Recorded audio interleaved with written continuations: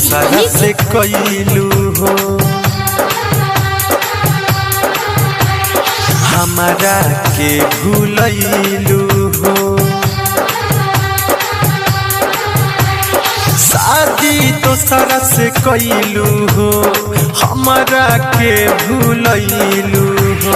भैलू बेगाना कोके दीवाना ये जान, तू आगे बदल गइलू, छोड़ी के हमके चल गइलू।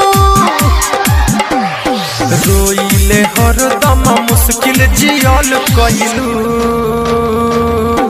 तू आगे बदल गइलू, छोड़ी के हमके चल गइलू। Recording studio Gopalganj. Mix by समरका music Bhojpuri. Mix by Shyam सुंदर।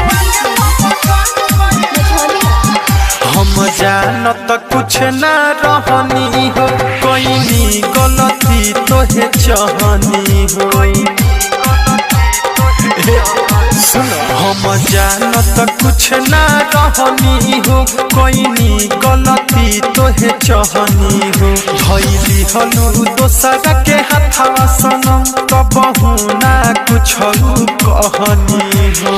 कके हमें बर्बाद तू संभल गइलू, तू आगे बदल गइलू, छोड़ी के हमके चल गइलू। रोइले हरदम मुश्किल जियल कइलू, तू आगे बदल गइलू, छोड़ी के हमके चल गइलू।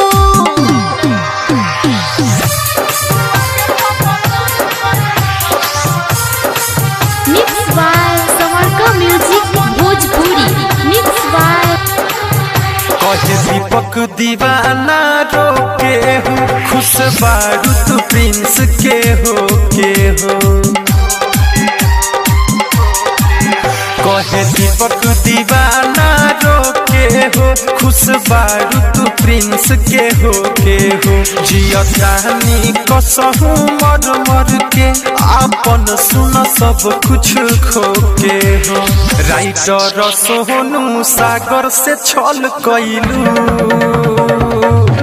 तू आगे बदल गइलू, छोड़ी के हमके चल गइलू। रोइले हरदम मुश्किल जियल कइलू, तू आगे बदल गइलू,